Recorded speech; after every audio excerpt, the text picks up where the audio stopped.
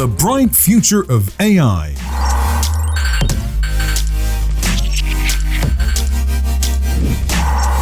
With Lars Rinnan, Arnesto NextBridge.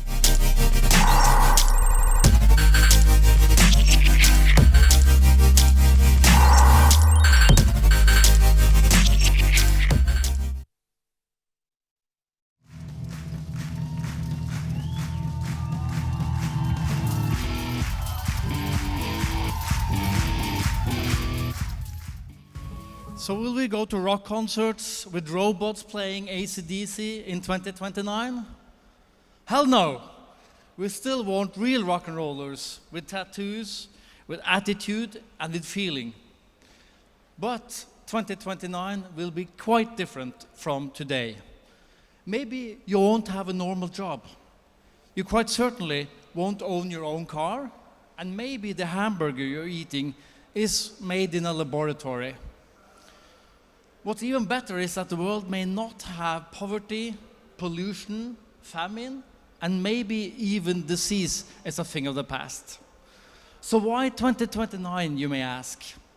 It's an important milestone, because then a cheap $1,000 computer will have the same computing power as your brain. That means it can do just about any cognitive task that a human can do, only faster, better, and cheaper. That changes everything. Today, that same computer has the compute power of a mouse brain, so it will be a huge difference.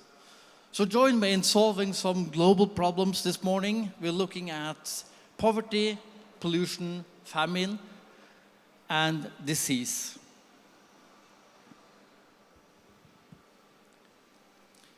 So let's start with work. The future of work. In 2029, half of the jobs from today will be automated. It will be done by AI and robots. All the boring, dirty, and dangerous jobs will be gone, and no one will miss them. Storage work is done by drones and robots. All the routine jobs on the left side will be automated to a large extent. Taxi drivers, it will be autonomous. Storage work done by AI and robots. Accounting will be done by algorithms, so they will become advisors. On the right side, you have non-routine, creative work. They will be substantially better, supported by AI, augmented reality, and they will do a lot better work. You'll see surgeons with augmented reality glasses performing precision surgery at a whole new level. You will see construction managers wearing augmented reality glasses, supported by AI, making quicker, better, and more informed decisions. But what about the ones who don't have to do the job anymore?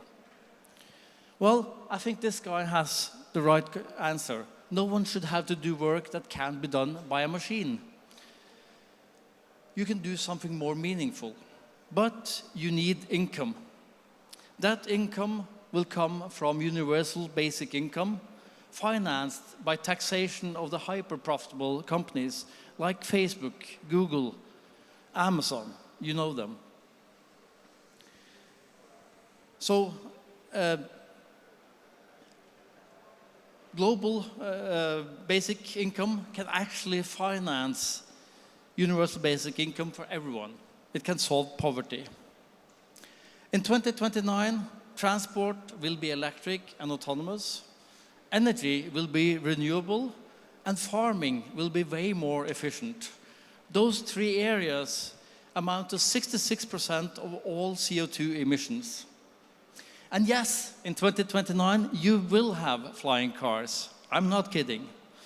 Cars will be electric and autonomous. There will be a lot of different configurations. You can have sleeper cars, you can have party cars, cheap cars, luxurious cars, but you will not drive them and you will not own them. Energy will be renewable. Solar will be the cheapest energy source. That means that the electric autonomous cars will be charging outside of the city. That means parking lots are no longer needed.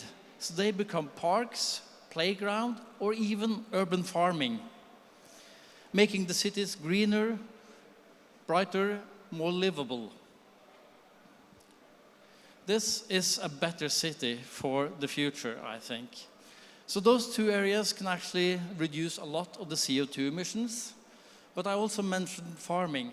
So let's have a look at farming while we also look at eradicating hunger.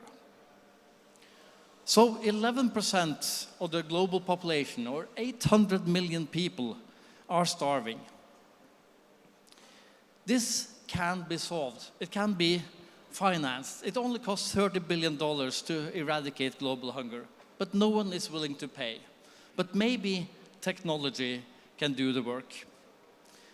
In 2029, you will see cultivated food indistinguishable from natural food, with optimal nutritional balance, reducing food waste and reducing CO2 emissions from farting cows.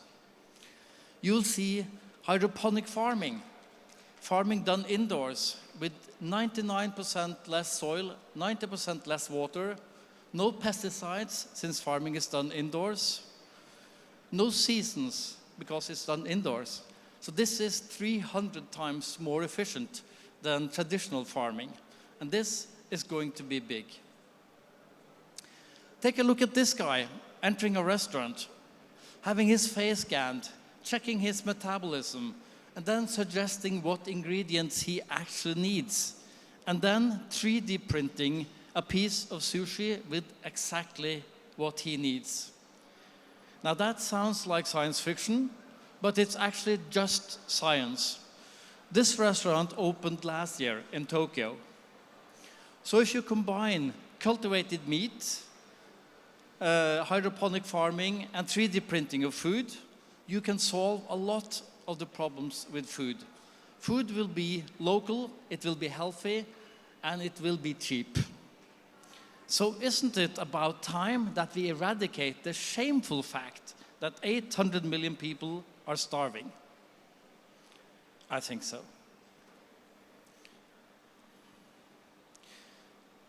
Last one, disease. So we need to move from today's reactive sick care to a proactive healthcare, from taking pills to using sensors to monitor our health in real time. A lot of you guys have smartwatches on your wrists. These watches are getting smarter and smarter, and they're now measuring also your blood pressure, they're measuring your insulin level, and you have lots of sensors. These sensors are now on your clothes, on your skin, and now they're going also under your skin. And I have actually 4 friends who have that kind of sensor in their hand. Probably says a bit about my hands.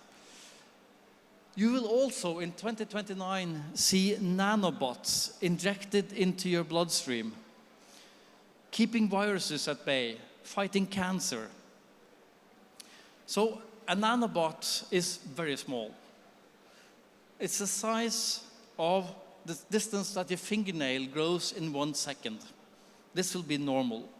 So is this science fiction? No, it's just science, actually. The problem is people don't understand the difference between linear and exponential. Being linear, 30 linear steps being 30 meters, 30 exponential steps being 1 billion meters, or 26 times around the equator. So people tend to think linear, but technology is developing exponentially, doubling every 18 months. And this is why all of this is possible. So think about 3D printing. It's a more than 30-year-old technology, but it has been doubling every year since then. And now we're 3D printing cars, food, and even blood vessels. So I believe strongly that the future can be fantastic. We can eradicate poverty.